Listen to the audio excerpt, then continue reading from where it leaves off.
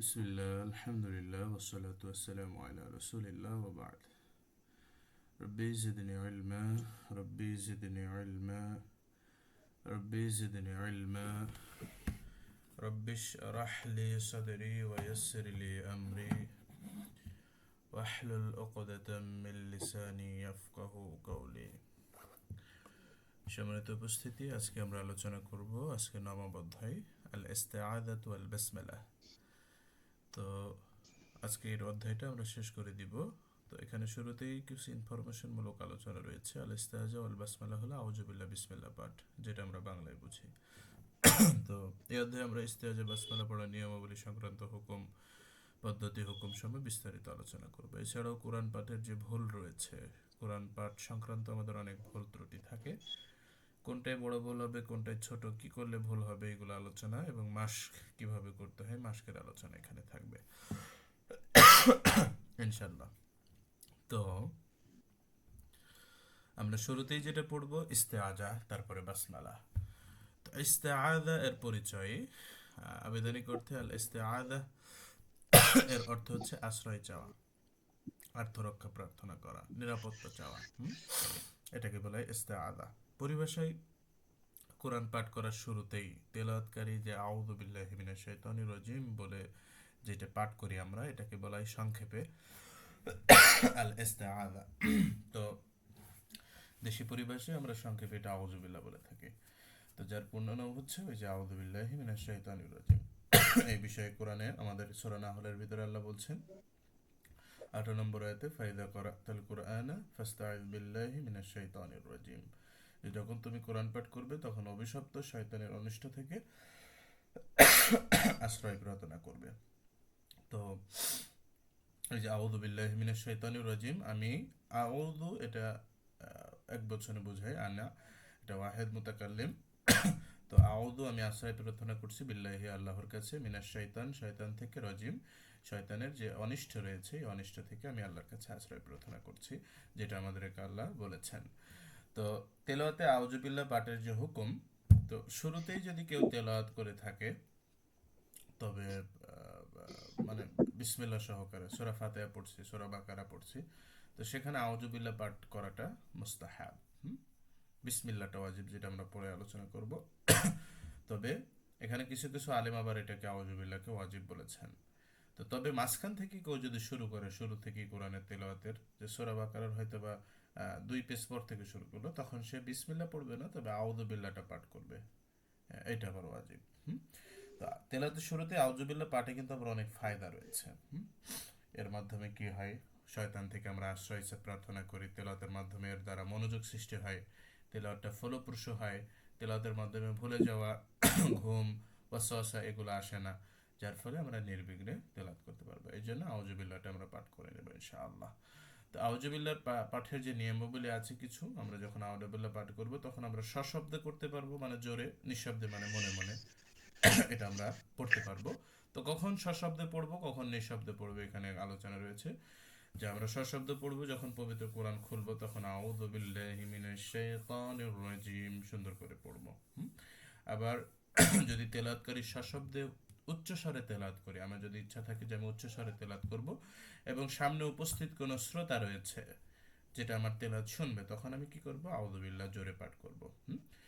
আর যদি অনেকেই মিলে পর্যায়ক্রমে তেলাওয়াত করি, যে সে একটুকুন পড়বে আমি একটুকুন পড়বো, হ্যাঁ, এইভাবে কয়েকজন আছে, তো শুরুতেই যে কোরআন তেলাওয়াত করবে সে সশব্দে পড়বে। মানে প্রথম যে ধরেন 5 জন একসাথে পরপর তেলাওয়াত করবে, তো 5 জনের ভিতরে প্রথম যে ব্যক্তিটা কোরআন তেলাওয়াত করবে, যে কারি, যে তেলাওয়াতকারী, সে কি করবে, সশব্দে পড়বে। এটা হচ্ছে সশব্দের নিয়ম। আর নিঃশব্দে আমরা কখন পড়বো, যখন আমাদের নিয়ত থাকবে যে আমরা নিঃশব্দে তেলাওয়াত করছি, হ্যাঁ, সামনে একাকে এমন একাকে আছে যে সামনে কেউ নাই, তো সেই ক্ষেত্রে আমার ইচ্ছা যে আমি নিঃশব্দে পড়বো, তো তখন ওই আউযু বিল্লাহটাও নিঃশব্দে পড়া যাবে। তারপরে যদি অনেকে মিলে এই কোরআন তেলাওয়াত করে, যেমন এই যে 5 জনের কথা বললাম, যে প্রথম জন জোরে পড়বে, পরবর্তীতে আপনার হচ্ছে যারা পরবর্তীতে পড়বে সকলে নিঃশব্দভাবে তেলাওয়াত করতে পারবে। ঠিক আছে। আর সকল ধরনের সালাতের মধ্যে আউজুবিল্লাহ বিসমিল্লাহটা কি নাই, জোরে পড়া যাবে না, তখন নিঃশব্দে পড়তে হবে। তবে কিছু কিছু মাযহাব অনুযায়ী বিসমিল্লাহটা তাদের জোরে পড়তে হয়। হ্যাঁ, জমহুর যেটা সেটা আউযুবিল্লাহ বিসমিল্লাহ নিঃশব্দে পড়বে আর কি। আর সূরা ফাতিহা বা অন্যান্য সূরা জোরে পড়বে আর কি। তো সূরা এই ক্ষেত্রে আউযুবিল্লাহটার ব্যাপারে কোনোটারই নেই, আউযুবিল্লাহ সবসময় সালাতের ভিতরে নিঃশব্দে। বিসমিল্লাহ জোরে না আসতে এটা নিয়ে একটু মতনৈক্য আছে, অনেকে বিসমিল্লাহির রহমানির রহিমটা জোরে পড়ে থাকে আর কি, কিছু কিছু ইমামদের মত অনুযায়ী আর কি, যারা ফলো করে থাকে। আচ্ছা, তো উল্লেখ্য যে এখানে একটা আলোচনা করে দেওয়া হয়েছে যে কোনো কারণবশত যদি তেলাওয়াতে বাধাগ্রস্ত হয়, যেমন হাসি অথবা কাশি ইত্যাদি কারণে, তাহলে তেলাওয়াতকারীকে পুনরায় আউযুবিল্লাহ পাঠ করা লাগবে না। হ্যাঁ, যে তেলাতে পড়তে পড়তে কিছু একটা বাধাগ্রস্ত আসে না, মানে এটা প্রয়োজন ছাড়া, মানে মানে যেখানে আপনার কোনো হাত নাই, হ্যাঁ, তো সেই ক্ষেত্রে আবার আউযুবিল্লাহ পাঠ করা লাগবে না। কিন্তু তেলাওয়াত করে যদি কোনো সাধারণ কথাবার্তার মাধ্যমে তেলাওয়াত বন্ধ করে দেয়, মানে এক কথায় তেলাওয়াতের সাথে সম্পৃক্ত নয় সেই কাজ যদি করে, তেলাওয়াতের বাইরে যে তেলাওয়াত করছে সেটা বা অন্য কাজে চলে গেছে, অন্য কথায় চলে গেছে, তখন আবার কি করবে, আউযুবিল্লাহ পাঠ করে তেলাওয়াত শুরু করবে। আচ্ছা, এটা হচ্ছে আউযুবিল্লাহটা পাঠের একটা বেসিক আমরা আলোচনা করলাম এখানে। এরপরে বাসমাল্লাহ। হ্যাঁ, বাসমাল্লাহটা ইম্পর্টেন্ট, দুইটা ইম্পর্টেন্ট। বাসমাল্লাহ হচ্ছে বিসমিল্লাহ পাঠ। পরিভাষায় কোরআন তেলাওয়াতের শুরুতেই সূরা তাওবা ব্যতীত, মানে প্রত্যেক সূরা 114টি সূরা রয়েছে, শুধু সূরা তাওবা ব্যতীত 113টি সূরা পাঠের পূর্বে বিসমিল্লাহির রহমানির রহিম, যে পরম করুণাময় এবং অতি দয়ালু মহান আল্লাহর নামে শুরু করছি, পাঠ করছি। দেশি পরিভাষায় আমরা যেটাকে বিসমিল্লাহ বলে থাকি সংক্ষেপে। তো এ ব্যাপারে কোরআনে আমাদের ভিতরে রয়েছে সূরা নামলের 33 নম্বর আয়াতের ভিতরে ইন্নাহু মিন সুলাইমানা ওয়া ইন্নাহু বিসমিল্লাহির রহমানির রহিম, যেটা সুলাইমানের নিকট থেকে এবং এটি পরম করুণাময় আল্লাহর দয়ার নামে। তো তেলাওয়াতে বিসমিল্লাহ পাঠের হুকুম এক্ষেত্রে সবাই এখানেই করছেন, যে কোরআনের যে 114টি সূরা রয়েছে এর মধ্যে শুধু সূরা তওবাটা ব্যতীত বাকি যে 113টি সূরা রয়েছে, তো এই 113টি সূরার শুরুতে বিসমিল্লাহ পাঠটা ওয়াজিব। ইচ্ছাকৃত কেউ যদি পাঠ না করে তাহলে গুনাহগার হবে। তো সূরা তাওবাকে আহ, কেন সূরা তাওবার শুরুতে, আজকে একটু প্রবলেম আছে, আমার গলার কাশি অনেক শুরু হয়েছে, তো আপনাদের আজকের ক্লাসে একটু ডিস্টার্ব হবে। তো সূরা তওবার শুরুতে কেন বিসমিল্লাহ পাঠ হয় না, আমার ওলামাগণ অনেক ব্যাখ্যায় দিয়েছেন, কারণ বিসমিল্লাহটা এটার আল্লাহ কোনো নিরাপত্তা দেয়নি। হ্যাঁ, তারপরে অনেকগুলো কারণ রয়েছে। বিসমিল্লাহ সূরা তওবাকে অনেকে মনে করে আগের সূরা আনফালের অংশ আর কি। তো সেই হিসেবে অনেকগুলো অনেক মত, বা এটা আল্লাহ একটা হুকুম দিয়েছে, আল্লাহ রাসূল এভাবে পড়তে, ওইখানে বিসমিল্লাহ পাঠ করতে নিষেধ করেছেন। তো এই ক্ষেত্রে আমাদের যেটা হুকুম, ইমামদের হুকুম আমাদেরকে মেনে নিতে হবে। তো এখন আমরা পড়বো যে আউযুবিল্লাহ বিসমিল্লাহ কি, আমরা জানলাম যে আউযুবিল্লাহ মানে আউযুবিল্লাহি মিনাশ শাইতানির রাজিম, বিসমিল্লাহ মানে বিসমিল্লাহির রহমানির রহিম, মানে যেটা ইস্তেআজা বলা হয়ে থাকে সংক্ষেপে, আউযুবিল্লাহ বিসমিল্লাহ, আউযুবিল্লাহি মিনাশ শাইতানির রাজিমকে। আর বাসমালা এটাকে সংক্ষেপে বাসমালা বলে, এর ফুল মিনিং কি, বিসমিল্লাহির রহমানির রহিম, যেটাকে আমরা বিসমিল্লাহ বলে থাকি। তো এখন আমরা তেলাওয়াত শুরু যখন করব, শুরুতেই আউযুবিল্লাহ এবং বিসমিল্লাহ এবং নতুন একটি যে সূরা পাঠ করব, তো ওই সূরা পাঠ করতে হলে আমরা কিভাবে পাঠ করব, এটার টোটাল 4টা নিয়ম রয়েছে। যে আমি তেলাওয়াত শুরু করছি, একটা সূরা পড়বো শুরু থেকেই। এখন এখন আউযুবিল্লাহ বিসমিল্লাহ তো পড়তে হবে, আবার ওই সূরাও পড়তে হবে। তো এখন আপনি কি পদ্ধতিতে পড়তে পারবেন? তো 4টা পদ্ধতির ভিতরে একটা পদ্ধতির নাম যে ওয়াসলুল কল। ওয়াসলুল কল বলতে যে আউযুবিল্লাহ বিসমিল্লাহ এবং যে সূরা পড়বেন ওর প্রথম আয়াত বা ওই সূরাটা আপনি ওয়াকফ না করে এক টানা পড়ে যাওয়া। মানে ওয়াকফ না করে ওয়াসল মিলিয়ে এক নিঃশ্বাসে সব পাঠ করে ফেলা। যেমন আউযু বিল্লাহি মিনাশ শাইতানির রাজিম, বিসমিল্লাহির রহমানির রহিম, আলহামদুলিল্লাহি রাব্বিল আলামিন। যদি আরো দম থাকে তাহলে আপনি আরো পরের আয়াতে যেতে পারবেন, পরের আয়াতে যেতে পারবেন। একবারে কি করে ফেলা, একবারে পড়া, এটাকে বলা হয় ওয়াসলুল কুল। ওয়াসল মানে মিলিয়ে পড়া, হ্যাঁ, কন্টিনিউ করে পড়া। হ্যাঁ, এটাকে বলা হয় অসল। আর 2 নম্বর হচ্ছে ফাসলুল কুল, মানে ফাসল মানে পৃথক করা, সবগুলো আলাদা আলাদা করে পড়া। মানে এই যে আউযুবিল্লাহ বিসমিল্লাহ আলহামদুলিল্লাহ প্রত্যেকটাই ওয়াকফ করে পড়াকে বলা হয় ফাসলুল কুল, মানে পৃথক পৃথক করে পড়া। যে আউযু বিল্লাহি মিনাশ শাইতানির রাজিম, বিসমিল্লাহির রহমানির রহিম, আলহামদুলিল্লাহি রাব্বিল আলামিন। সবগুলো আলাদা আলাদা করে, বাট এটাই সাধারণত মানুষ বেশি পড়ে থাকে, ফাসলুল কুলের নিয়মটা সাধারণত এটা আমাদের ইউজ করা পড়ে বেশি। এটা হচ্ছে 2 নম্বর নিয়ম। 3 নম্বর নিয়ম হচ্ছে ওয়াসলুল আউয়াল ফাসলুল সানি। মানে আউযু বিল্লাহ এবং বিসমিল্লাহ একসাথে পড়া, যেটাকে ওয়াসলুল আউয়াল মানে প্রথম দুইটা একসাথে পড়া। আর ফাসলুস সানি সেকেন্ড পার্ট মানে মানে আমি যে সূরাটা পড়বো ওর প্রথম আয়াতটা আলাদা করে পড়া। মানে আউযুবিল্লাহ বিসমিল্লাহ একসাথে পড়ে ওয়াকফ করে তারপরে সূরার শুরুটা আমাদের কি করে পড়া আলাদা। যেমন আউযু বিল্লাহি মিনাশ শাইতানির রাজিম বিসমিল্লাহির রহমানির রহিম, ওয়াকফ করে দিলাম। এটা আমরা অনেক সময় পড়ে থাকি। আলহামদুলিল্লাহি রাব্বিল আলামিন, এবার আলাদা করে পড়া, এটাকে বলা হয় হচ্ছে ওয়াসলুল আউয়াল ফাসলুস সানি। আর সর্বশেষ যেটা ফাসলুল আউয়াল ওয়াসলুস সানি বলতে, যে আউযুবিল্লাহ আলাদা করে পড়া, বাট বিসমিল্লাহ এবং পরের সূরা, যে সূরা আমরা এটা পড়বো সেই সূরাটা আমরা কি করব একসাথে পড়বো, মানে আউযুবিল্লাহ পৃথক। এটাকে বলে ফাসলুল আউয়াল, মানে শুরুটা পৃথক আর পরের দুইটা ওয়াসলুস সানি, পরের দুইটা কি করব, পরের দুইটা আমরা একত্রিত করব। সেটা কি, আউযু বিল্লাহি মিনাশ শাইতানির রাজিম بسم الله الرحمن الرحيم الحمد لله رب العالمين। বা আপনি যদি একসাথে পড়ে যেতে পারেন যে রব্বিল আলামিন আর রহমানির রহিম মালিক ইয়াউমিদ্দিন ইয়াকা না'বুদু। আপনি যতগুলো দম আছে, আমার ঠান্ডা, আমি বেশি দূর যেতে পারছি না, এই কষ্ট হচ্ছে, তো আপনারা পড়ে যেতে পারেন।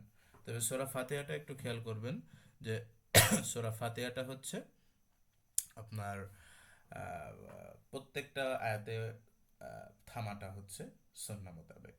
হ্যাঁ, প্রত্যেকটা আয়াতে থামাটা সুন্নাত, তবে বাধ্যতা না, থামাটা হচ্ছে সুন্নাত। আচ্ছা, আমার এখন হয়েছে যে ওই যে সূরা, এখানে উস্তাদা রোকসানা বেগম এখানে দিয়েছেন যে সূরা তওবা শুরুতে কেন করা হয় না। হ্যাঁ, এই যে এখানে মানে এটা কোনো নিরাপত্তা নেই সূরাটার। এই সূরাটির কঠোর শাস্তি যুদ্ধের ঘোষণা দিয়ে সূরা হয়েছে, এই জন্য এটা নিরাপত্তা নাই। আর এটা ছিল রাসূলুল্লাহ সাল্লাল্লাহু আলাইহি সাল্লাম এবং সাহাবীদের সিদ্ধান্ত আর কি। হ্যাঁ, তো এই জন্য এটা এজমা। আমাদেরকে এখানে সুন্দর একটা আর্টিকেল দিয়েছে, আপনারা পড়ে নিতে পারেন আর কি। তারপরে এবার আমরা যেটা পড়বো, আমরা এর আগে যেটা পড়লাম সেটা হচ্ছে যে তেলাওয়াত শুরু করলেই প্রথম সূরা যদি আমরা পড়ি, তাহলে প্রথম সূরা পড়তে হলে আউযুবিল্লাহ বিসমিল্লাহ এবং ওই সেই প্রথম সূরার প্রথম আয়াতটা আমরা পড়বো কি করে, চারটা নিয়ম পড়লাম, যে উভয় একসাথে আর উভয় পৃথক, সেটাকে ফাসলুল কুল বলে।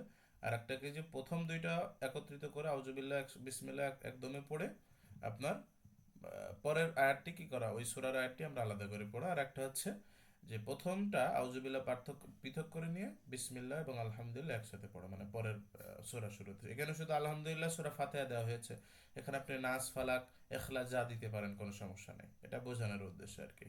তো এই চারটি পদ্ধতি জায়েজ।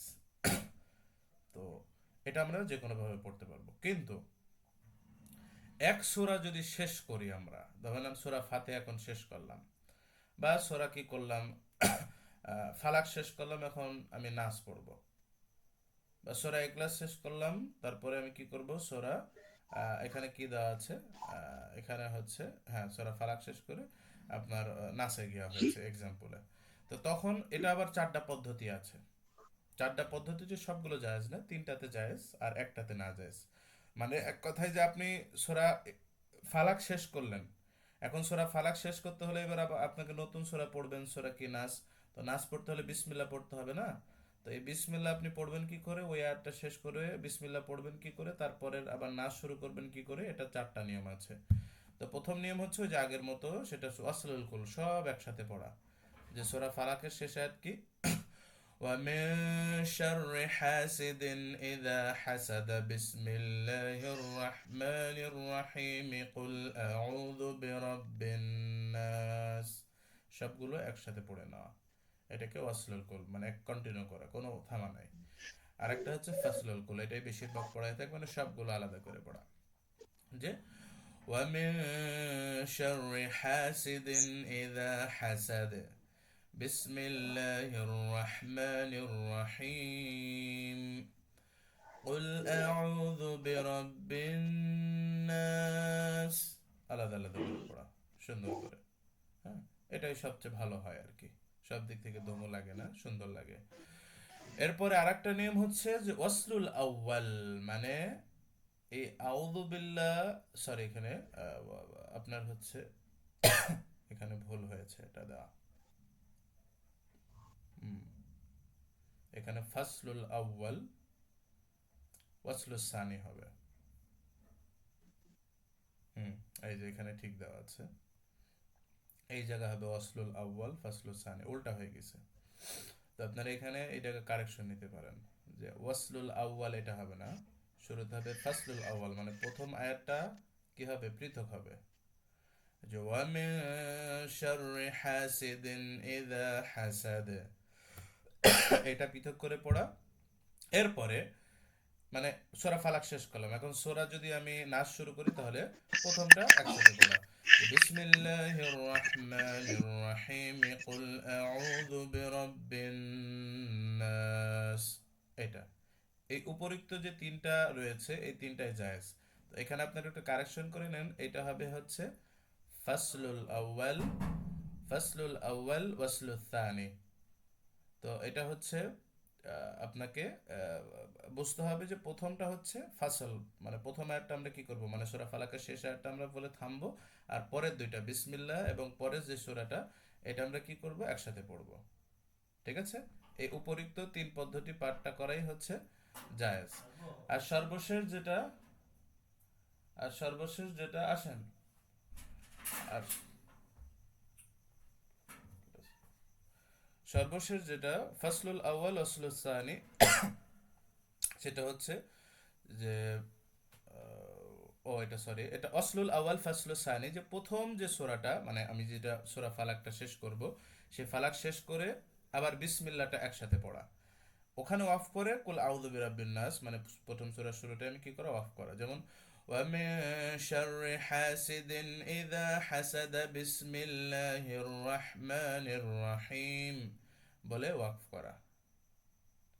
এরপরে এখন আমি যদি সূরা নাস শুরু করি, কুল আউযু বিরাব্বিন নাস, যদি সূরা ইখলাস শুরু করি কুল হুয়াল্লাহু আহাদ, মানে যেটাই হোক না কেন, শুধু এই পদ্ধতিটা নাজায়েজ। মানে এইটা কেন নাজায়েজ, যে আমি অমিন শাররি হাসিদিন ইযা হাসাদ একটা আয়াত শেষ করলাম, এখন যদি আবারও বিসমিল্লাহ বলে কন্টিনিউ করে বিসমিল্লাহ তো ওয়াকফ করি, তাহলে মনে হবে যে এইটা পুরো একটা আয়াত, যে এই আয়াতের সাথে বিসমিল্লাহটা সংযুক্ত, থামলে মনে হবে যে দুইটা একই আয়াত। বিসমিল্লাহ বলে থামলাম মানে সূরা ফালাকের অংশ বিসমিল্লাহের মতো হয়ে যাবে। আবার যদি কুল আউযু বিরাব্বিন নাস আমি কি করি, পাঠ করি, তো এই ক্ষেত্রে কি করতে হবে, এই বিসমিল্লাহির রহমানির রহিম বলে থামা যাবে না, যদি পড়তেই হয় একসাথে তাহলে সব পড়তে হবে, না হলে এই আউযু বিল্লাহি অমিন শাররি হাসিদিন ইযা হাসাদে ওয়াকফ করে দিতে হবে শেষ আয়াতে।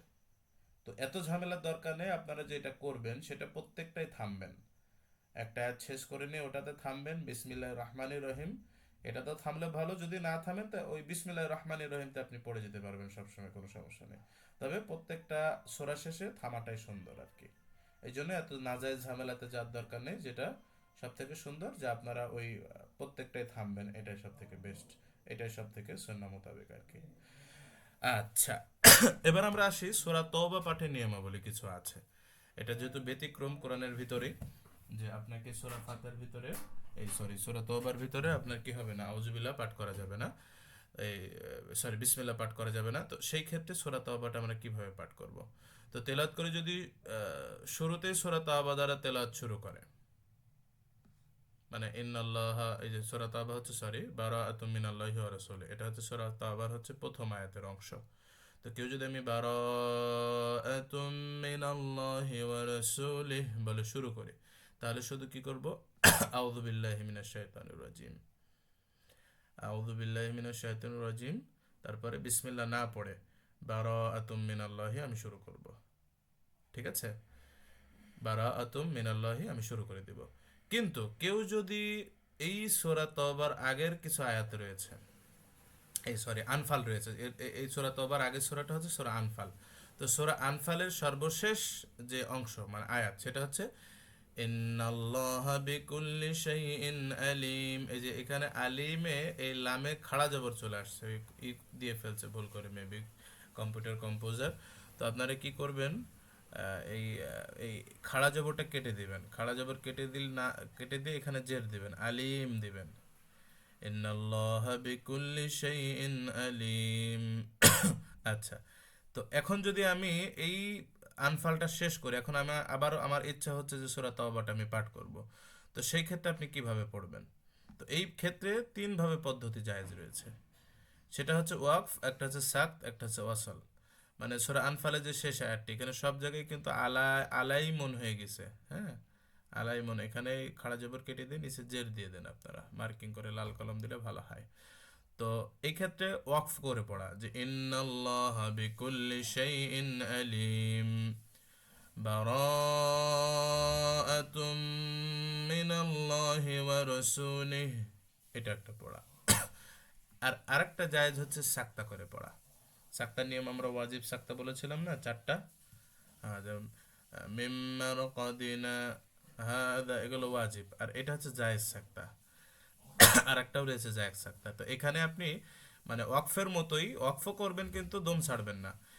ইন্নাল্লাহা বিকুল্লি শাইইন আলিম, বারাআতুম মিনাল্লাহি ওয়া রাসূলিহি, এটা একটা। ঠিক আছে। আরেকটা হচ্ছে অসল করে পড়া, মানে ওয়াকফও করবো না, সাক্তাও করবো না, দুইটা একসাথে মিলিয়ে পড়া জায়েজ। সেটা হচ্ছে, তো যদি আমি দুইটা একসাথে মিলিয়ে পড়ি, মানে আগের সূরা আনফালের শেষ আয়াত আর সূরা তওবার প্রথম আয়াত যদি একসাথে কন্টিনিউ পড়ি, তাহলে সেই ক্ষেত্রে এখানে একটা রুলস ঢুকে যাবে। সেটা হচ্ছে নুন সাকিন তানবিনের রুল চলে আসবে, যে তানবিন, মিমের উপরে যেহেতু তানবিন আছে, আর তানবিনের পরে বা আসলে সেটা ইকলাবের গুণা হয়ে যায়। ইকলাবের গুণাটা আমরা পড়েছি যে দুই ঠোঁট হালকা করে একটু মিলিয়ে ওখানে একালিপ পরিমাণ, মানে ফুল দুই হারকা পরিমাণ আমরা গুণা করব। সেটা কি? ইন্নাল্লাহা বিকুল্লি শাইইন আলিম, সরি, ইন্নাল্লাহা বিকুল্লি শাইইন আলিমুম, বারাআতুম মিনাল্লাহি ওয়া রাসূলিহি, এই যে আলিমুম, এখানে যে এই ইকলাবের গুণাতে দিবেন আলিমুম বারা, ঠিক আছে, এই জায়গাটা যদি কন্টিনিউ করে পড়েন। তো কোরআনে অনেক ক্ষেত্রেই আপনার এই লাস্টের আয়াত যদি তানবিন থাকে, পরের আয়াতটি কি রয়েছে ওইটা, মানে পরের আয়াতের প্রথম শব্দটি কি রয়েছে এটা খেয়াল করতে হয়। ঠিক আছে। আর সাধারণত বিসমিল্লাহ ধরে পড়তে হয়, তো অনেক আয়াতের শেষে কি থাকে, তানবিন থাকে। তো বিসমিল্লাহ যেহেতু আবার শুরু করে পড়তে হয়, তো ওই ক্ষেত্রে ইকলাবের গুণাটা চলে আসে। যেমন হচ্ছে ও যেমন সূরা ইখলাসের ক্ষেত্রে, হ্যাঁ, আল্লাহু সামাদ লাম ইয়ালিদ ওয়া লাম ইউলাদ ওয়া লাম ইয়াকুল লাহু কুফুয়ান আহাদুন, এই যে এখন আহাদুন, আবার সূরা ফালাক যদি আপনি পড়েন তাহলে কি পড়বেন? ওয়া লাম ইয়াকুল লাহু কুফুয়ান আহাদুন, বিসমিল্লাহির রাহমানির রাহিম, কুল আউযু বিরাব্বিল ফালাক, ওই যে ওই জায়গাটা, মানে বিসমিল্লাহ আসলে কি হবে, যেহেতু বা রয়েছে ওখানে ইকলাবের গুণাটা করতে হবে। ঠিক তেমন এখানেও যেহেতু বা রয়েছে, এখানে ইকলাবের গুণাটা করে দিবেন। ঠিক আছে, এটা হচ্ছে আপনার সূরা তওবা পাঠের, মানে সূরা আনফালের শেষ আর সূরা তওবা শুরু করবেন, এই ক্ষেত্রে এই নিয়ম। আর এমনি সিম্পলি যদি আপনারা কি করেন, সূরা তওবা থেকে শুরু করেন, তাহলে এই আউযুবিল্লাহ পাঠ করে নিয়ে তওবাটা শুরু করবেন, বিসমিল্লাহর ভিতরে পড়বেন না, পড়বেনই না। ঠিক আছে, এটা নিয়ম নাই। আচ্ছা, আউযুবিল্লাহ বিসমিল্লাহ পাঠ সংক্রান্ত কিছু এখানে গুরুত্বপূর্ণ ইনফরমেশনমূলক এখানে তথ্য আছে, বেশ গুরুত্বপূর্ণ। সেটা হচ্ছে, আমরা শুরু করি যে তেলাওয়াত করি যদি কোনো সূরার শুরুতে পাঠ ব্যতীত, মানে সূরার পরবর্তী মধ্যখান থেকে পাঠ করে, মানে আমি যদি সূরা বাকারার শুরুতে আলিফ লাম মিম না পড়ি, সূরা ইখলাসের শুরুতে কুল আউযু বিরাব্বিল ফালাক যদি না পড়ি, কোনো মাঝখান থেকে বা লাস্টের আয়াতে আমি পড়ছি, মানে এক কথায় প্রথম আয়াত ব্যতীত সেকেন্ড থেকে নিয়ে আপনি যেখানেই পড়েন না কেন, তো যদি এটা পাঠ করেন তখন আর কি বিসমিল্লাহ লাগে না। বিসমিল্লাহ কখন লাগে? ওয়াজিব। বিসমিল্লাহটা কখন ওয়াজিব? যখন শুরুতে পাঠ করবেন। আর মধ্যকান বা ওই প্রথম অংশের পরের আয়াত থেকে, তার পরের আয়াত থেকে বা শেষ ভাগ থেকে যদি আপনি পাঠ করেন, তাহলে আউযু বিল্লাহ পাঠ করাটা ওয়াজিব। ঠিক আছে, তখন আউযু বিল্লাহি মিনাশ শাইতানির রাজিম, লিল্লাহি মা ফিস সামাওয়াতি ওয়া মা ফিল আরদ, এটা হচ্ছে সূরা বাকারার সর্বশেষ পারা, এই সরি রুকু। তো এই যে এখানে আপনি কি করতে পারেন, এটা কি পড়লাম, সূরা বাকারার সর্বশেষই তো, হ্যাঁ, হ্যাঁ। তো আমার খেয়াল হচ্ছে না, তো আমি এটা বুঝালাম এই উদ্দেশ্যে যে এখানে আপনার সূরা বাকারার শুরুতেই পড়িনি আমি, মাঝখান থেকে পড়ছি। হ্যাঁ, তো এই সরি সর্বশেষ দিকে পড়ছি, অথবা যদি আমি মাঝখান থেকেই পড়ি, তাহলে ওই ক্ষেত্রে ওই আউযু বিল্লাহ শুধু, আউযু বিল্লাহি মিনাশ শাইতানির রাজিম, তারপরে যেমন ওয়াত্তিনি ওয়াজ-জাইতুন। এখন যদি আমি অতুরি সিনিন থেকে পড়ি, বা ওয়াহাদাল বালাদিল আমিন, বা লাকাদ খালাকনাল ইনসানা এখান থেকে পড়ি, তাহলে আউযু বিল্লাহি মিনাশ শাইতানির রাজিম, লাকাদ ইনসানা, এই যে লাকাদ থেকে শুরু করব, লাকাদ খালাকনাল ইনসানা ফি, এভাবে পড়বো আমরা। ঠিক আছে? তবে বিসমিল্লাহও কেউ কেউ জায়েজ বলেছে, তবে এটা বাধ্যতা থাকবে না আর কি। বিসমিল্লাহ পড়া দিয়েও জায়েজ, তবে সুন্নত যেটা যে শুধু আউযু বিল্লাহ পাঠ করে পড়া। এখন এখন এই যে আপনি আউযু বিল্লাহ পাঠ করবেন, তা আউযু বিল্লাহি মিনাশ শাইতানির রাজিম যখন পাঠ করা শেষ করলেন, দেখা যাচ্ছে যে ওই যে সূরাটা আপনি মানে যে আয়াতটি পাঠ করবেন মধ্যখান থেকে বা শেষ ভাগ থেকে, সেই সূরার শুরুতে আল্লাহর নাম রয়েছে, বা কোনো নবীর নাম রয়েছে, ফেরেশতানের নাম রয়েছে, বা কোনো মুমিনের নাম রয়েছে, আল্লাহর কোনো ভালো নেয়ামতের নাম দ্বারা মানে কথা দ্বারা শুরু হয়েছে। তো তখন কিন্তু খেয়াল করতে হবে যে আউযুবিল্লাহ পাঠ করে কিন্তু কি করবেন, ওখানে থামবেনই, ওয়াকফ করবেন। কারণ আউযু বিল্লাহি মিনাশ শাইতানির রাজিম, তো আমি কি করছি, অনিষ্ট শয়তান হইতে, শয়তানের রাজিম, শয়তানের যে অনিষ্ট শয়তান, মানে শয়তান তো আমাদের সবসময় অনিষ্ট। তো এখানে যদি আমি পরের সাথে পরের মানে ইসে যদি আল্লাহ থাকে, যে আল্লাহু লা ইলাহা ইল্লা হুয়াল হাইয়ুল কাইয়ুম যদি আমি শুরু করি, তো শয়তানুর রাজিম ইল্লাহু, হ্যাঁ মিল্লাহুলা, মানে ওই শয়তানের সিফাতটা আল্লাহর দিকে চলে আসবে। বুঝতে পারছেন? মানে ওর সাথে কানেক্ট চলে আসবে, নাউজুবিল্লাহি মিন জালিক। তো অবশ্যই ওখানে অফ করতে হবে, না হলে কি হয়ে যাবে, ওই শয়তানের সিফাত বা ভালো নবীর কোনো সিফাত বা আল্লাহর সিফাত, হ্যাঁ, বা ওই ভালো মানুষের সাথে শয়তানের কি হয়ে যাবে, কানেকশন চলে আসবে সিফাতের দিক থেকে, একই গুণ বিশিষ্ট হয়ে যাবে। তো এই ক্ষেত্রে ওখানে ওয়াকফ করতেই হবে, কিন্তু খেয়াল করবেন। এই জন্য সবচেয়ে ভালো হয় যে বললাম যে ঝামেলা থাকে না, যে আউজুবিল্লাহ পড়ে কি করা, ওয়াকফ করা, বিসমিল্লাহ বলেও ওয়াকফ করা, অথবা বিসমিল্লাহ পড়ে আপনি অন্যটা শুরু করতে পারেন। তবে সব থেকে সুন্দর হয় কি আউজুবিল্লাহ পাঠ করে কমপক্ষে ওয়াকফ করাটা সব থেকে বেটার, কারণ এটাতে আপনার কোনো ঝামেলা থাকে না। তবে আউজুবিল্লাহ, আপনি যদি ওই আউজুবিল্লাহর পরে যদি আজাবের কথা থাকে, কোনো কাফেরের কথা থাকে, হ্যাঁ ফেরাউনের কথা রয়েছে, কোনো আজাবের কথা রয়েছে, তাহলে সেই ক্ষেত্রে, বা জাহান্নামের কথা দিয়ে শুরু হয়েছে, তো সেই ক্ষেত্রে ওয়াকফ না করে আপনি কি করতে পারবেন, রসল করে পড়তে পারবেন, একসাথে পড়ে করে পড়তে পারবেন। তবে ওই যে বললাম যে আপনি তো যদি মিনিং না বোঝেন, তাহলে তো আপনার জন্য কষ্টকর বোঝা। এই জন্য একবারে সব থেকে ভালো যে আউজুবিল্লাহ বলে আপনারা কি করবেন, ওয়াকফ করবেন, এটাই সব থেকে সুন্দর হবে। এরপরে তেলাওয়াতকারী যদি তেলাওয়াতের মধ্যে ইচ্ছাধীনভাবে ওয়াকফ করে, হুম, যেমন তেলাওয়াত থামিয়ে দিলেন, এরপরে কারোর সাথে দুনিয়াবি কথা শুরু করলেন, তো এই ক্ষেত্রে কি করতে হবে, পুনরায় তেলাওয়াত করে যদি আপনি যান, তাহলে কি করতে হবে, আপনার আউযুবিল্লাহ পাঠ করতে হবে। এটা আমি আগেই বলেছি। কিন্তু তেলাওয়াত করে যদি অনিচ্ছাকৃতভাবে থামিয়ে দেয়, যেমন হাসি কাশি হাই, অথবা তেলাওয়াতের কারণে মানে অন্য কারোর সাথে যদি কথা বলেন, তো সেটা কোরআনের তাফসির নিয়ে, হ্যাঁ ওই কোরআন কেন্দ্রিক আর কি, তো সেই ক্ষেত্রে আর আউযুবিল্লাহ লাগবে না, শুধু ওই যেভাবে যেখান থেকে পড়ছিলেন সেখান থেকে শুরু করতে পারবেন, মানে কোরআন কেন্দ্রিক আলোচনা হলে। আর দুনিয়াবি বাহ্যিক কাজ বাহ্যিক কথা যদি চলে আসে, তাহলে আবারও আউযুবিল্লাহ পাঠ করে শুরু করবেন। তার মানে ওটা পুরো কতে হয়ে যায় আর কি, কোরআনের সাথে পুরোভাবে বিচ্ছিন্ন হয়ে যায় আর কি।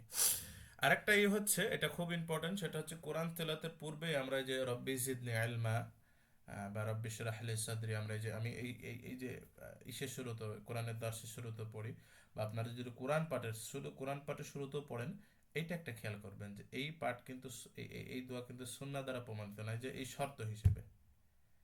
তো এটা যদি কোরআন তেলাতের করার পূর্বে নিয়ম মানে সুন্নাহ মনে করে যদি আমরা পাঠ করি, মানে এটা নিয়ম বানানো ঠিক না, মানে সুন্নাহ বানানো এখানে যেটা বোঝানো হয়েছে।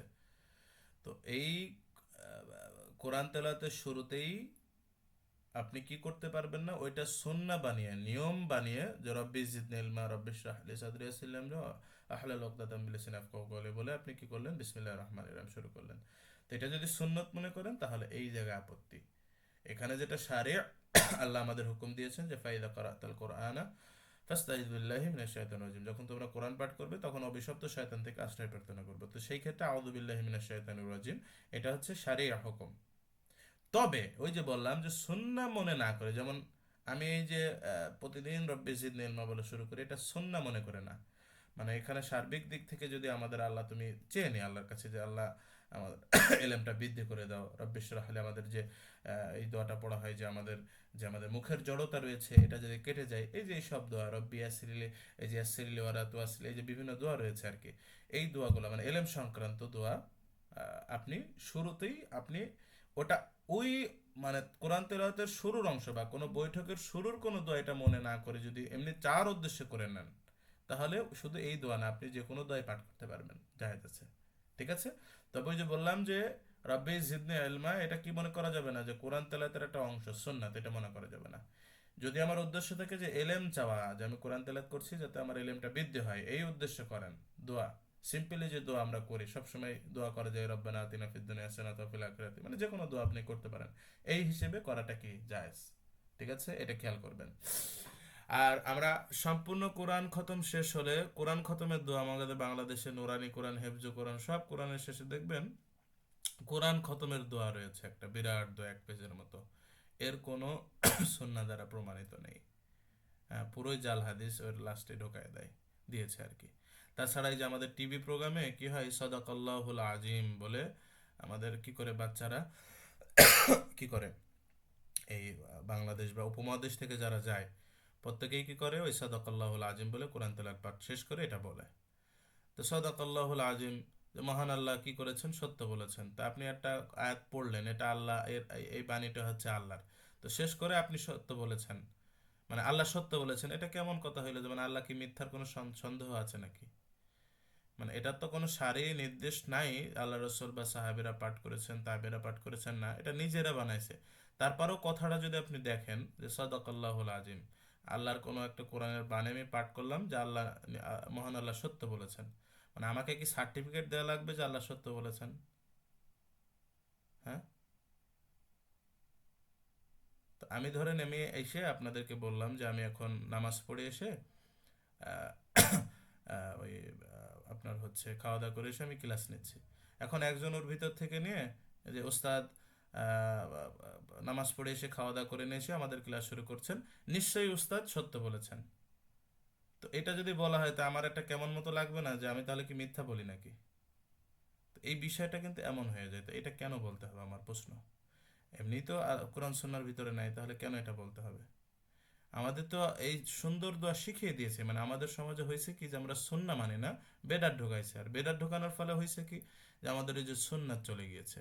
কি সুন্দর একটা দোয়া সুবহানাকাল্লাহুম্মা বিহামদিকা, এটা শুধু কোরআন তেলাওয়াত শেষে না, যে কোনো বৈঠকের বৈঠক শেষে, এই যে আমরা আমাদের ক্লাস শেষে আমরা পাঠ করি সুবহানাকাল্লাহুম্মা বিহামদিকা, এখানে সুবহানাকা এই যে আল্লাহর কি করা হচ্ছে, তাসবিহ পবিত্রতা ঘোষণা করেছে, আল্লাহুম্মা বিহামদিকা এখানে আল্লাহর প্রশংসা করা হচ্ছে, আশহাদু আল্লা ইলাহা ইল্লা আনতা এখানে আল্লাহর কি হচ্ছে, একত্ব, উলুহিয়াতের একত্ব ঘোষণা করা হচ্ছে, আস্তাগফিরুকা এখানে আমরা নাস্তাগফিরুকা পড়তে পারি, যে আল্লাহ তুমি আমাদেরকে কি করো, ক্ষমা করো, ওয়া আতুবু ইলাইহি, এবং আমি তোমার কাছে ক্ষমা প্রার্থনা করছি, সরি, ওয়া আতুবু ইলাইহি, এবং তোমার কাছে প্রত্যাবর্তন করছি, তওবা করছি, ফিরে যাচ্ছি।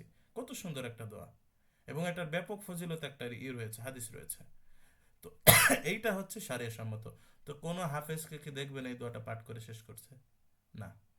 ওই যে বললাম যে সুন্নত যেখানে ঢুকে, এই বেদাত যেখানে ঢুকে যাবে, সুন্নত সেখানে কি হবে, বিলুপ্ত হবে। তো বাংলাদেশের প্রেক্ষাপটে আপনি অধিকাংশ দেখবেন যে এখানে এই অবস্থা, যে যেটা সুন্নত আমরা সেটা পালন না করে ওই যে বেদাত, আমরা বেদাতি বিষয়টা চলে যাই। এমন অনেক এক্সাম্পল রয়েছে, যেমন আমাদের সালাদ শেষে সুন্নত কি ছিল, আস্তাগফিরুল্লাহ 3 বার পাঠ করা প্রত্যেক সালাদ শেষে, আল্লাহুম্মা আনতাস সালাম ওয়া মিনকাস সালাম, তাবারাক রব্বানা ইয়াদাল জালাল ইকরাম, এটা পাঠ করা। তারপরে সুবহানাল্লাহ 33 বার, আলহামদুলিল্লাহ 33 বার, আল্লাহু আকবার 33 বার। কেউ পাঠ করলে সমুদ্রের ফেরা পরিমাণ যদি কারোর পাপ থাকে তাহলে ক্ষমা হয়ে যাবে। কেউ যদি ফরজ সালাতের পরে আয়াতুল কুরসি নিয়মিত পাঠ করে তাহলে তার মরলেই জান্নাত, শুধু মরাটুকু বাকি।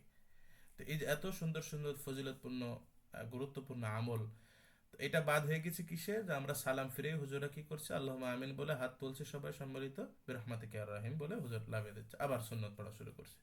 তোর ভিতরে তাজবও থাকলো না, আয়াতুল কুরসিও থাকলো না, আস্তাগফিরুল্লাহও থাকলো না। তা আমরা সেই সব কি পেলাম? মানে ওই যে যেটা আল্লাহ রসুল করেনি, ওখানে যদি আপনি করতে চান তাহলে যে সুন্নতটা আল্লাহ রসুল দেখিয়ে গিয়েছেন ওই সুন্নত বিলুপ্ত হয়ে যাবে। মানে আমাদের দিন তো পরিপূর্ণ, বুঝতে পারছেন? মানে একটা গ্লাসের মধ্যে যদি আপনি পরিপূর্ণ পানি রাখেন, তো ওই পানির ভিতরে যদি আপনি কোনো ধরনের ঢেলা বা কোনো ধরনের একটা খোয়া দেন, কিছু দেন আর কি, তো পানি থেকে কিছু পড়ে যাবে না?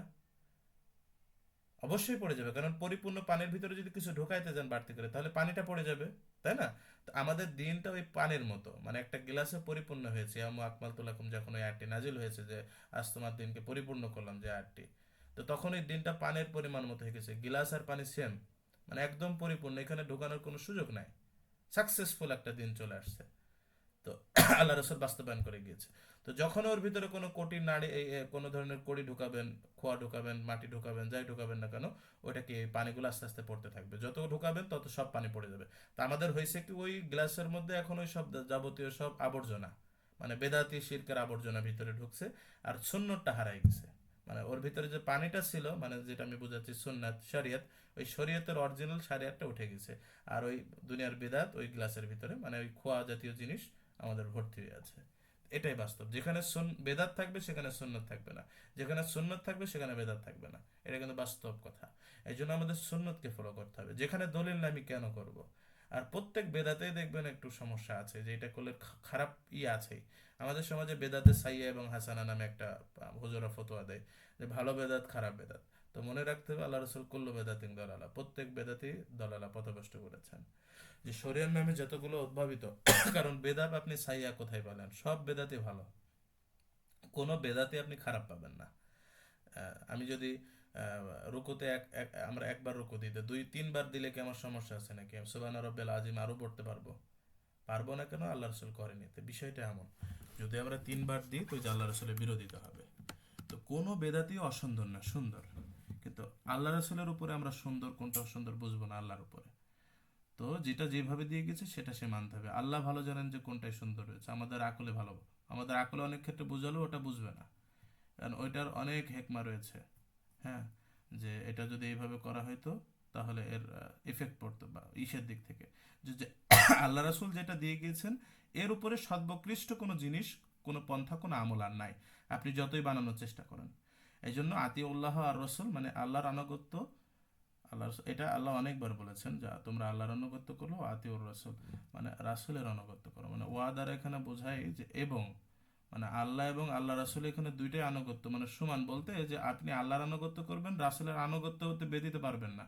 রাসূলের আনুগত্য করাই মানে আল্লাহর আনুগত্য করা। বুঝতে পারছেন? এই জন্যই রাসূলের বাইরে কোনো কিছু যাওয়া যাবে না, আল্লাহ রাসূলের বাইরে সব তার থেকে সাব্যস্ত হতে হবে। কোনো হুজুর আমার কারোর দলিলে সাব্যস্ত হবে না। এই জন্য আমাদেরকে এই সংশোধন হতে হবে আর কি। বেদাত আমাদের সবসময় দেখতে হবে আল্লাহ রসুল কিভাবে করেছেন, কি কি পন্থায় চলেছেন, এটার দলিল আছে কিনা, এটা সহি কিনা, এটা দেখতে হবে। কারণ বিশুদ্ধ জিনিস ছাড়া আল্লাহর কাছে টিকবে না।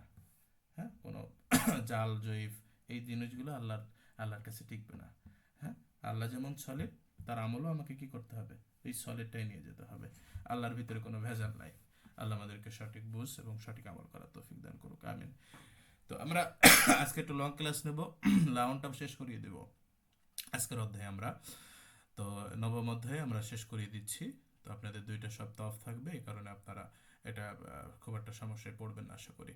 তো লাহন, এটা 2টা অর্থ আর কি। আল্লাহনো, এটার অর্থ হচ্ছে সুর, ছন্দ, বাচন বাক্য, এটা আবেদনিক অর্থ। 2টা অর্থ বোঝায় আর কি। তেলাওয়াতের সুর একটা, যে এই লাহানে পড়ছে, আমি এই যে পড়ি না অনেক ক্ষেত্রে, যে কোন লাহানে পড়ছেন, তো এটা এই লাহান বলতে সুর অনেক ক্ষেত্রে বোঝায়। আর একটা লাহান বলতে ভাষাগত ভুল।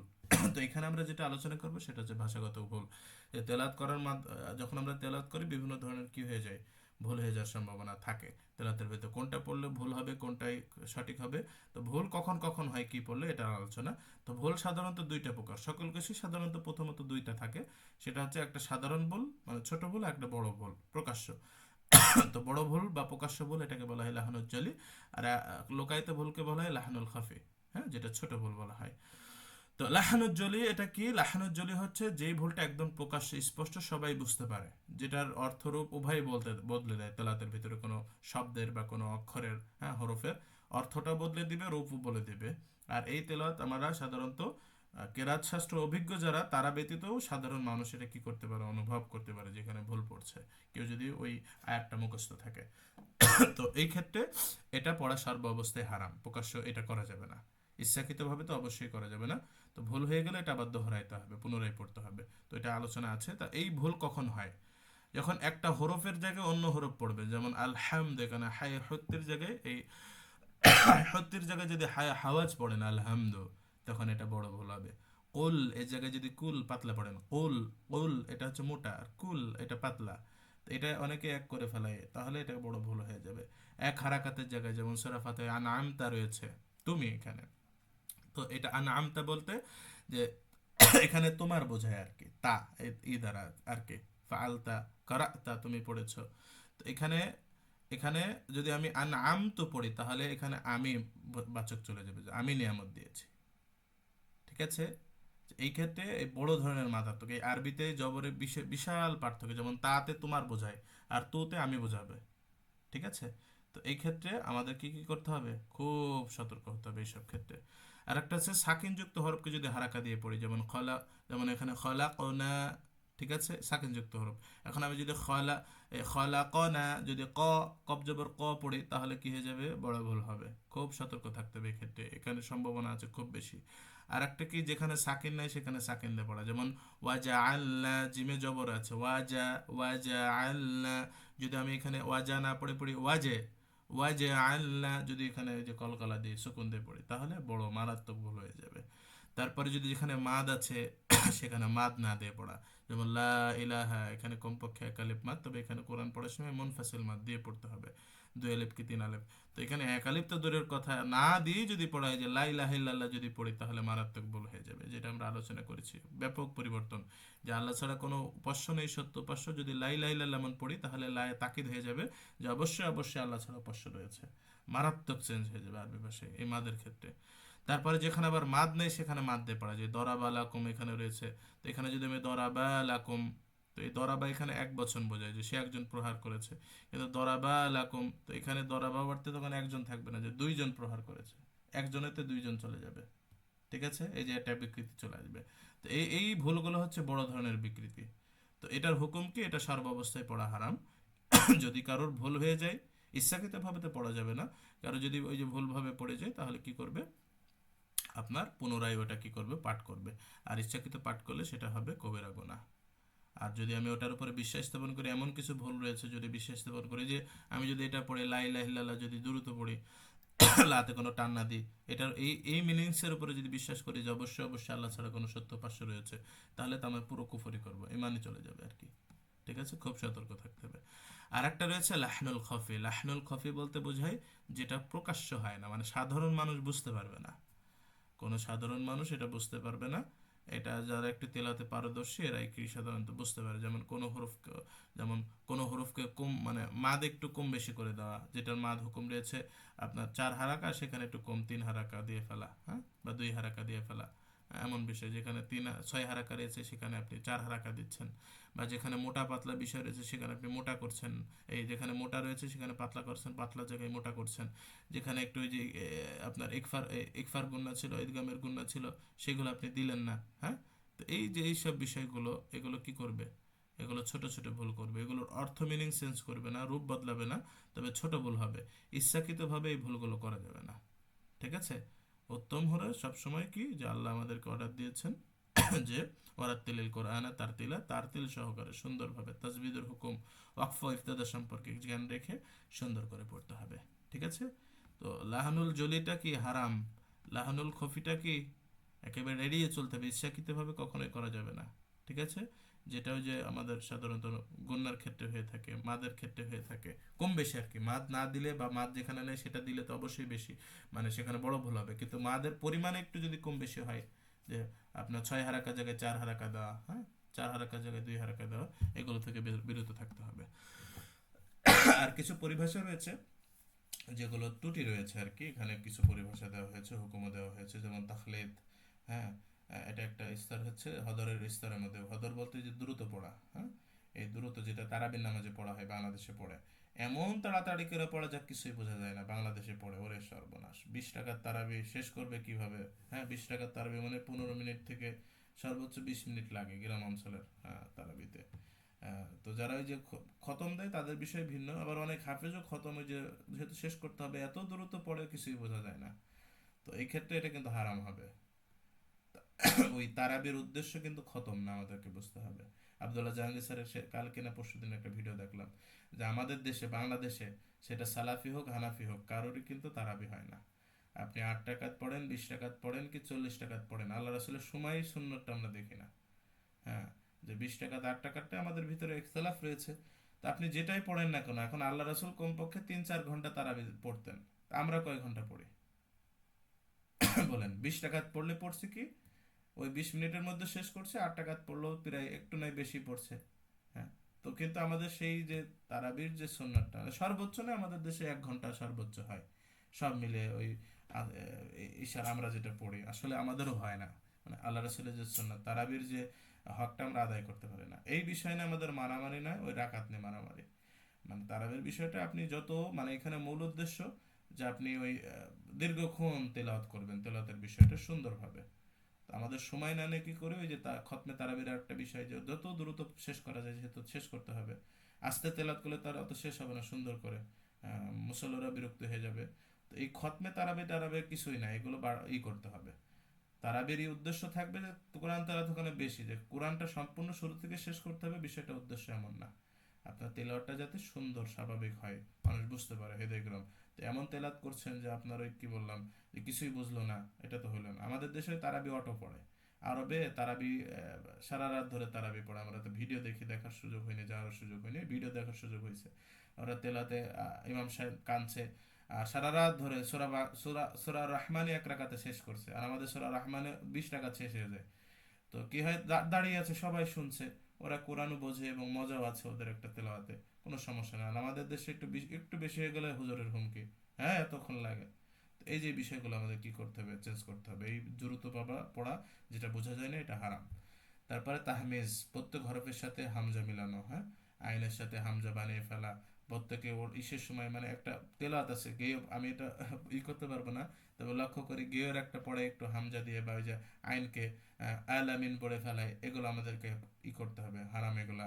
তারপরে তাওয়াইক, তাওয়িক এটা হচ্ছে যে শব্দের মধ্যখানে অফ করা, আবার পরবর্তী পার্ট থেকে শুরু করা। মানে যেখানে আমি যদি বাধ্যগত অফ করে ফেলাই, তো তারপরে থেকে শুরু না, মানে আমি ডবল আর একটা, মানে ওর আগের শব্দ থেকে আবার যদি না ধরে পরের থেকে আবার শুরু করে দিই, তাহলে ওটা কি হয়ে যাবে, হারাম হয়ে যাবে, অর্থ চেঞ্জ হয়ে যাবে। আর একটা বলা হচ্ছে আনা, এটা হচ্ছে হামজা বা অন্য হরফের সাথে আইন অক্ষরের সাথে মিলানো, হ্যাঁ, যেখানে আপনার হচ্ছে হামজা রয়েছে সেখানে আইন পড়ে ফেলা, হ্যাঁ। তো যেখানে অনেক ক্ষেত্রে আমাদের হয়ে যায়, হ্যাঁ, যে বিভিন্ন জায়গায় হামজার জায়গায় আইন চলে আসে, আইনের জায়গায় হামজা চলে যায়, এগুলো উভয় হারাম, এগুলো করা যাবে না। তারপরে হামহামা একটা রয়েছে, যেখানে মোটা হরফকে মোসাদ্দাত একটু তাজদিদ যুক্ত করে পড়া, হ্যাঁ, এমনভাবে মোটা করা যেটা তাজদিদের মতো হয়ে যায়, এটা হারাম। তারপরে ঝমঝমা, যেটাকে গানের সুরে তেলাওয়াত করা, যেটা ওই যে অধিকাংশ মাকামাত ইউজ করলে আমি দেখছি এটা হয়ে যায়। তো এটা করা যাবে না। বা কিছু কিছু তেলাওয়াত আছে, বা কিছু কিছু ওই যে এক শিল্পী দেখছি কোরআন তেলাওয়াত করছে, ভাইরাল হয়েছিল আর কি। তো ওই আলহামদুলিল্লাহ সূরা পাঠ করছে, কি যেন শিল্পীর নাম আমি ভুলে গেছি, এটা বেশ ভাইরাল হয়েছিল, ওই গানের সুরে সূরা ফাতিহা পাঠ করছে। তো এখানে একটা হুজুরই ছিল, দেখি কিছুই বললো না। তো এটা সম্পূর্ণ হারাম হবে কিন্তু, ঠিক আছে। তো এটা করা যাবে না। আরেকটা আছে তারকিস, মানে আওয়াজকে কখনো উঁচু করা আবার নিচু করা, যদি তাজবিদের সেটা বিপরীত হয় তাহলে হারাম হবে। তবে তাজবিদের যদি মোতাবেক হয়, যেখানে আওয়াজ উঁচু নাই, যেমন নাবর যেটাকে বলে, যে নাবর, যেখানে নাবর করা নেই সেখানে যদি আপনি নাবর করে ফেলেন, উঁচু করেন আবার নিচু করেন, তাহলে সেটা কি হয়ে যাবে, মাকরু, এটা ঠিক হবে না। মানে যদি নাবরের নিয়ম ব্যতীত হয়, নিয়মের বিপরীত হলে তো অবশ্যই সেটা তাজবিদের বিপরীত হলে হারাম হবে। আর যেখানে নাই সেখানে মানে তাজবিদের খুব একটা সমস্যা হলে সেখানে মাকরু, এটা আমাদেরকে বেঁচে থাকতে হবে। আর একটা আছে তানফিস, মানে হারাকাত সময়কে পূর্ণাঙ্গভাবে আদায় না করা, হ্যাঁ, এখতালাস করে পাঠ করা, যে 3 ভাগের যেমন 2 ভাগ উচ্চারণ করা, এটা কি মাকরু। তারপরে তামগীদ, হরকত সমূহকে এমন ভাবে পড়া, চিবিয়ে চিবিয়ে একটু পাঠ করা, মানে স্পষ্ট ভাবে না, মুখের ভিতরে রেখে রেখে পাঠ করা, হ্যাঁ। তারপরে আছে ওয়াসাবা, মানে হরফকে অসম্পূর্ণ রেখে দ্বিতীয় হরফ পাঠ করা, যে এটা একই বিষয়, আমরা এটাকে ইখতালাস বলতে পারি। এটা করা যাবে না। ফুল, যেখানে ফুল তাহকিক যে পড়াটা প্রত্যেকটা হারাকাতে আ বা তা যাতে সুন্দর হয়, আমরা সেভাবে আমরা কি করব, এই এইভাবে আমরা আদায় করব। এই যেখানে এগুলো বিষয় রয়েছে, এগুলো আমরা কি করব, এড়িয়ে চলবো, ঠিক আছে।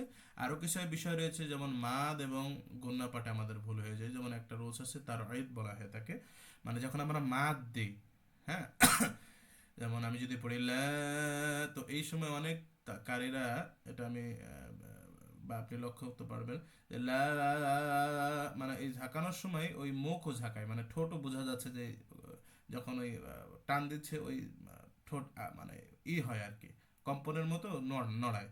তো আপনি যতই টান দেন না কেন, টান দিয়ে যদি ওখানে ঝাঁকান, যে লা ইলাহা বা আলহামদুলিল্লাহি রাব্বিল আলামিন, মিন, গলার ভিতরে ঝাঁকানো হবে, কিন্তু এটা যাতে মুখী প্রকাশ নাই, যে মিন, ঠোঁট যাতে প্রকাশ না পায়, এটা খেয়াল করতে হবে। যে আপনি গলা নাড়ান বা যেটাই নাড়াক কেন, ভিতরে যদি আপনি করেন, ওই যে একটু সুন্দর করার জন্য অনেকে এই যে করা হয়, তো এই ক্ষেত্রে শুধু গলার ভিতরে ফাংশনটা চলবে, ওটা যাতে মুখে চিয়ালে যাতে প্রকাশ না পায় যে আপনি চিয়াল নাড়াচ্ছেন, চিয়াল চিয়াল নড়িয়ে নিয়ে করে যে আপনি সুর সুন্দর করছেন, এটা কিন্তু ভুল হবে।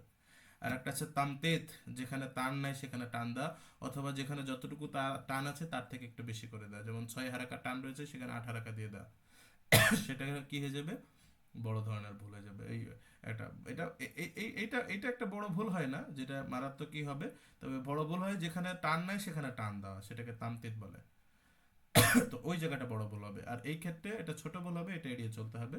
যেটা আমাদের দেশে ওই যে লাজেম মাদকে 4 হারাকা টান দেয়, আবার ওই ওই 4 আলেপ টান দেয় যেটা 8 হারাকা, আবার মুত্তাসিল মাদকেও 4 আলেপ 8 হারাকা দেয়, যেখানে 5 হারাকা দেওয়ার নিয়ম, মানে ও 2.5 আলেপ বেশি দিচ্ছে। তো এই ক্ষেত্রে এই যে এটা ছোট একটা ভুল হয়ে যায়, তো এই ক্ষেত্রে আমাদেরকে এটা এড়িয়ে চলতে হবে। আর একটা বলে তাত্রিফ হলে গানের সুরে তেলাওয়াত করা, যেখানে তেলাওয়াত করতে যে মাদ গুণে এমন বেশি টান দিয়ে পড়া, মানে এমন ভাব দেখানো যেটা গানের সুরে পরিণত হয়, যেটা মাকামাত দ্বারা আমি খেয়াল করছি। ইরানে সেদিন কিছুদিন আগে একটা ভিডিও আসলো, আহ, ইরানে মেবি এই প্রোগ্রামটা হয় কি মিশনে আমি জানি না, মনে হচ্ছে ইরানে। তো ওখানে আল হাক্কা, হ্যাঁ, তেলাত, এই আয়াতের উপরে ওখানে যে মঞ্চের উপরে যে বিচারক থাকে ও তেলাত করছে চশমা চোখি দিয়ে, হ্যাঁ, মঞ্চে রয়েছে, কালো চশমা চোখি দিয়েছে, দাড়ি, কোনো দাড়ি টাড়িও নাই, চাচা দাড়ি ছোট ছোট করে রাখছে, ফাসেক বলা যেতে পারে, ইচ্ছাকৃত দাড়ি যারা করছে। তো এরা কি করছে, ওই যে আল হাক তুমাল হাক, এত অঙ্গে ভঙ্গি দিয়ে তেলাওয়াত করছে, সুবহানাল্লাহ। আল হাক, এখানে কিয়ামত দিবসের প্রতি একটা ভয়াবহ দিবসের প্রতি একটা কি করা হচ্ছে এখানে আলোচনা, আর সেখানে ওই তেলাওয়াত করছে আর হা হা হা, মানে বাহবা আর হাসাহাসি, মানে একটাই হলে যে হয় যে ওখানে একটু ভীতু, মানে আমাদের তেলাওয়াতের আদব কি, যে যেখানে ভীতির আওয়াজ, হ্যাঁ, যেখানে একটু ভয়ের আওয়াজ, কিয়ামত দিবসের প্রতি আল্লাহর শাস্তির যেগুলো আয়াত সেগুলো একটু ভীতু সন্ত্রস্ত হওয়া, হ্যাঁ, কাদা কাদা ভাব করা, তারপরে যেখানে একটু সুসংবাদ এখানে একটু হাস্যোজ্জ্বল হওয়া, এটা হচ্ছে কোরআনের আদব, তাই না?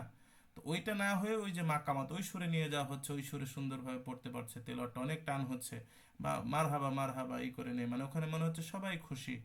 তো হওয়া উচিত ছিল কি, ওখানে একটু ভীত সন্তুষ্ট হওয়া, মানে আয়াতটা তেলাওয়াত করছে কি দেখতে হবে না? তো ওই যে এগুলো নষ্ট করে দেয় ওই মাকামাত ইউজ তারা। তারপরে অনেক কিছু দেখলাম যে যেখানে টান নাই সেখানে ওই যে ওই টানে নিতে যে ওখানে ফুল একালে টান হয়ে গেল, হ্যাঁ। তো এগুলো পুরোপুরিভাবে অনেক ক্ষেত্রে যে বললাম তাসবিদের বহির্ভূত চলে যায়। তো এই ক্ষেত্রে এই জন্য আমি এখানে মাকামাত অনেকে জায়েজ বললেও, তো ওই যে মাকামাতের ওই যে দেখেন প্রভাবটা দেখেন, মানে ওখানে উদ্দেশ্য সুর হয়ে যায়। কোরআনে আল্লাহ তো ওই সুরের উদ্দেশ্য পাঠায়নি, কোরআনে কি বলছে এটা আমাদের উদ্দেশ্য, কোরআনের ভাবটা কি, তো সুর চলে আসছে ওখানে উদ্দেশ্যটা। এই জন্য এটা একেবারেই ওই যে আমাদের প্রভাবটা অনেকেই খারাপ, মানে প্রভাবটা অনেক খারাপ, এর কোনো ফায়দা নাই, মাকামাত শিখে ওই চর্চা করে কোনো ফায়দা নেই। ঠিক আছে, এই জন্য আমাদের মাকামাতকে এড়িয়ে চলতে হবে, ওই তেলাত শোনা থেকে এড়িয়ে চলতে হবে। সৌদিদের বা কুয়েত যারা কাতারের, যেগুলো ওই যে নামাজের ভিতরে যে তেলাওয়াতটা ভাইরাল হয় বা প্রচার হয়, ওই তেলাতগুলো শুনবেন। মঞ্চের ভিতরে যে কারেরা ওই যে তেলে অনেক লং টান দিয়ে তেলাত করে, ওই তেলাত থেকে বর্জন করবেন, ঠিক আছে? এই তেলাতগুলো আপনারা কি করবেন, বর্জন করবেন সবসময়। যে যেগুলো সালাতের ভিতরে পড়ছে, যে তেলাতগুলো, এগুলো মানে শোনার বেশি চেষ্টা করবেন। মানে আরবের যেগুলো চলে, সৌদি আরব, কাতার, কুয়েতে যেগুলো চলছে, মানে মসজিদের ভিতরে এই তেলাওয়াতগুলো আপনারা শুনবেন। আর একটা আছে তাতনিন, তাতনিন বলতে যেখানে এই যে গুন্নার বিষয়টা, গুন্নার স্বর পরিবর্তন করা, কম, এটা একটু কম হলে সমস্যা নেই, কিন্তু বেশি একটু পড়ে যাওয়া যাবে না, যে এমন বেশি করে দেওয়া, যেমন আলাইহিম, এখানে 1 হারাকা গুন্না, তো আপনি যদি এখানে আলাইহিম এমন ভাবে গুন্না দিয়ে থামলেন যে এখানে 2 হারাকা হয়ে গেল, তখন কিন্তু এটা প্রবলেম হয়ে যাবে। তো এক্ষেত্রে এই গুন্নার বিষয়টা সচেষ্ট হবে। ওই যে মাকামাতি কি হয়, যে যেখানে গুন্না নাই, ধরেন 1 হারাকা গুন্না, তো সেখানে ওই যে মাকামাতে সুর আনতে যে ওখানে ওই ফুল 2 হারাকা হয়ে যায়। তো আমি অনেক ক্ষেত্রে দেখছি, খেয়াল করে। তো এই ক্ষেত্রে ওই যে বললাম যে বাড়াবাড়ি চলে যায়, তাজবিদের নিয়ম বহির্ভূত হয়ে যায় অধিকাংশ, মানে সবগুলো মাকামাত না, ওই যে ওইভাবে কিছু কিছু বিষয়, মানে যেগুলো একটু ঢঙের বিষয়ে থাকে, এগুলোর ক্ষেত্রে আমাদেরকে এড়িয়ে চলতে হবে। কিভাবে সৌন্দর্য করে তেলাত করতে হবে, যে এখানে একটা ছক নিয়ে আসছে, একটা হচ্ছে তার তেল।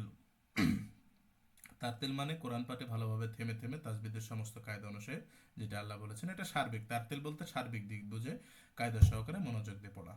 আর তাজবিদ বলতে যেটা ওই তারতেলের একটা অংশ, মানে হরফসমূহ নিজ মাখরাজ থেকে সমস্ত সিফাত দিয়ে আদায় করা। আর তাবেইন মানে হরফগুলো যাতে স্পষ্ট পরিষ্কার হয়, হ্যাঁ, ওই মুখে মুখে চিবিয়ে মুখের ভিতরে রেখে উচ্চারণ যাতে না করে, সুন্দর করে। আর এটা হচ্ছে তারসিল, মানে প্রত্যেক হরফকে যথাযথভাবে হক আদায় করে উচ্চারণ করতে হবে, ঠিক আছে? যেন কোনো হরফের কোনো এটা, ওই যে বললাম যে তাহকিক যেটা, ওটা আপনি কি করতে পারবেন না, তারসিল করতে পারবেন না, ইবদাল করতে পারবেন না, অথবা ইখতিলাস 3 ভাগের 1 ভাগ উচ্চারণ করতে পারবেন না, ফুল 3 ভাগ যদি থাকে 3 ভাগ উচ্চারণ করতে হবে। তারপরে তাওকির, এটা হচ্ছে কোরআন পাঠে নিজেকে একাগ্রতা, বিনয় এবং পুরোপুরি ভক্ত মানে আপনার ভক্তি থাকবে সহকারে আপনাদেরকে পড়তে হবে। আর একটা হচ্ছে তাহসিন, আরবদের সুরে তাজবিদের প্রতি যন্ত্রবান হয়ে পড়া। আরবদের সুর বলতে এখানে মাকামাত করিয়েন না। আরবদের সুরে বলতে যে আরবদের একটা কোরআনের যে সুরটা রয়েছে, রাসূলদের থেকে ধারাবাহিক একটা যে সুর স্বাভাবিক থাকে, মানে গানের সুরে, যেটা না আমাদের দেশে যদি আমাদের দেশের সুর কি ভাটিয়ালি সুর, তা আপনি ভাটিয়ালি সুরে তার পড়তে পারবেন না। হ্যাঁ, এই তাহসিন সহকারে আমরা যাতে একটু সুর দিয়ে পড়ি, এক কথায় আরবদের সুর বলতে বোঝানো হচ্ছে যে আমরা যদি একটু সুর সহিত পড়ি আর কি, কোরআনটা একেবারে ওই অটোর মতো যাতে না পড়ি, যাতে অটো শোনা যায় এমন একটা ভাব, যে কোনো রসকস নাই এমন ভাব দিয়ে যাতে আমরা কোরআন না পড়ি, এইভাবে আমরা কোরআন তেলাওয়াত করব। তো আজকের এই আলোচনার শেষ পর্যায়ে সর্বশেষ হচ্ছে মাস। মাস বলতে যেটা বোঝায় সেটা হচ্ছে অনুশীলন আর কি, প্র্যাকটিস। এটাকে আরবিতে বলা মাস্ক। কোরআন তেলাওয়াতের প্র্যাকটিসকে কি বলা হয়? মাস্ক। মানে কোনো মজলিসে কারি, যেমন আমি যদি উস্তাদ হিসেবে আপনাদেরকে একটা তেলাওয়াত শোনালাম যে আলহামদুলিল্লাহ রাব্বিল আলামিন, এই তেলাওয়াতটা আমি পাঠ করে শোনালাম, এবার আপনারাও এটা শুনে পাঠ করবেন। তা আমি দেখবো কার পাঠ ঠিক হচ্ছে কার পাঠ ঠিক হচ্ছে না। এই যে এইটাকে বলে মাস্ক। একজন তেলাওয়াত করে, ওই তেলাওয়াত অনুযায়ী ছাত্ররা আবার তেলাওয়াত করে। তো তেলাওয়াত কারীর যিনি তেলাওয়াত করছেন উনি লক্ষ্য করেন যে ওইটা হচ্ছে কিনা, যদি না হয় ঠিক করে দেন, আবার পড়তে বলেন, হ্যাঁ, আর হলে তো ঠিক আছে। এটাকে বলা হয় মাস্ক। তো মাস্কের প্রকার রয়েছে। মাস হচ্ছে 3 প্রকার। আল মাস্ক বিশ্বরাতি তাকতি, মানে প্রত্যেক হরফকে, মানে এই মাস বলতে বোঝায় এটা হচ্ছে শুদ্ধ করার জন্য এই প্র্যাকটিসটা। মানে কোরআন যাদের শুদ্ধ নাই, তো তাদেরকে প্রথমে আপনাকে করতে হবে প্রত্যেকটা হরফই আলাদা আলাদা করে দিতে হবে প্রায়। যেমন আলহামদুলিল্লাহ রাব্বিল আলামিন, এখানে যে প্রায় প্রায় আলাদা করে দেওয়া। যেমন আল হ্যাম দু, তো অনেকের আলহামদু হচ্ছে না, পড়ে ফেলছে আলহামদু। তো আল হ্যাম হ্যা হ্যাম দু আলহামদু। তো এই যে আমি আল হ্যাম, এটাকে প্রত্যেকটা কেটে কেটে দিলাম। এখন যদি আমি দুইটা সবগুলো একসাথে একটা ওয়ার্ডকে পড়ি, যেমন আলহামদু, এটা লাফজি। আল মাশকু বিশ্বরাতিল লাফজি, এটাকে বলে হচ্ছে যে ওই লফস মানে শব্দ একত্র করে পড়া, মানে আলাদা আলাদা বলতে শব্দ এক থাকবে কিন্তু বাক্য হবে না। আলহামদু লিল্লাহি রব্বিল আলামিন, এটা হচ্ছে লফস পৃথক পৃথক করে পড়া। তো এই আলহামদু যদি সে না পড়তে পারে তখন ভাঙতে হবে, যে এটা করে একদম তাক্তি করে দিতে হবে প্রত্যেকটা পৃথক। আল হাম হা হামদু, এই হার প্র্যাকটিসটা করাতে হবে ওর মধ্যে। এরপরে এই লফজি চলে আসতে হবে আলহামদু। যখন এই লফজিগুলো পারবে, মানে প্রথমে এটা যদি পেরে যায় তাহলে লফজি তো চলে আসলো, মানে প্রত্যেকটা পৃথক করে, যে আলহামদু লিল্লাহি যখন হবে, তখন আল মাশকু বিসূরাতিল আয়া, মানে এবার আয়াত মাধ্যমে বাক্যের একত্র সংযোজন করে আমরা কি করব, আমরা পড়বো। সেটা কি? আলহামদুলিল্লাহি রাব্বিল আলামিন। তো যাদের এই যে প্রবলেম রয়েছে, বা আপনারা যদি শিখতে চান নিজেরা নিজেরা এই মাস করতে পারেন। মাস যে শুধু উস্তাদ করাবে না, আমি যে আয়াতটি হচ্ছে না, আমি ওই যে ভাঙলাম প্রথমে একদম ভেঙে ভেঙে, আল হামদু আলহামদু লিল লিল্লা লিল্লাহি লাহি লিল্লাহি রব্বিল রব্বিল আলা আলামিন। হ্যাঁ, আলহামদু, এবার সেকেন্ড লেভেলে আসবেন, লিল্লাহি রব্বি আল আলামিন। এরপরে একসাথে পড়বেন আলহামদুলিল্লাহি রাব্বিল আলামিন, এটা হচ্ছে মাসকের নিয়ম। তো এর পরের যে অধ্যায়গুলো কায়েদুল আরবি, সব মাসকের বিষয় আর কি, হরফের উচ্চারণ, জবর দিয়ে কিভাবে পড়বো, হারাকাত কিভাবে পড়বো, হ্যাঁ, এই যে এখানে সুন্দর করে আছে আমাদের হরফগুলো, মানে এখানে হরফ এবং হরফ কেমন রূপ কি উচ্চারণ, হারাকাতে কেমনভাবে পড়তে হবে এক্সাম্পল সহ সুন্দর করে এখানে দেওয়া আছে। এরপরে সর্বশেষ কোরআন আছে। তা আপনাদের আমরা রোজার আগে এটা সুন্দর করে কিভাবে কি পড়তে হবে আমরা করে দেব। রোজার ভিতরে এই সবগুলো পড়া থাকবে এবং সর্বশেষ আপনাদের ওই যে বললাম যে আপনাদের রোজা শেষে যারা এই বইয়ের উপরে কোর্স শেষ করতে চান, এজাজা নিতে চান, শাহাদা যেটাকে বলবো, পড়ার অনুমতি, তারা এটা যদি সব সাকসেস হন, তো তাজবিদের রুলস এবং এই তাজবিদ অনুযায়ী পড়া তেলাওয়াত যদি ঠিক থাকে এবং এই বই যদি আপনার সকল রুলসগুলো আপনার আয়ত্ত থাকে, তাহলে ইনশাল্লাহ আপনারা এই বইয়ের উপরে শাহাদা পাবেন এবং আপনাদের অন্যদেরকে পড়াতে পারবেন ইনশাল্লাহ। তো আজকের ক্লাস এই পর্যন্তই, আমরা রেকর্ড অফ করে দিই। এখন আপনাদের কোনো প্রশ্ন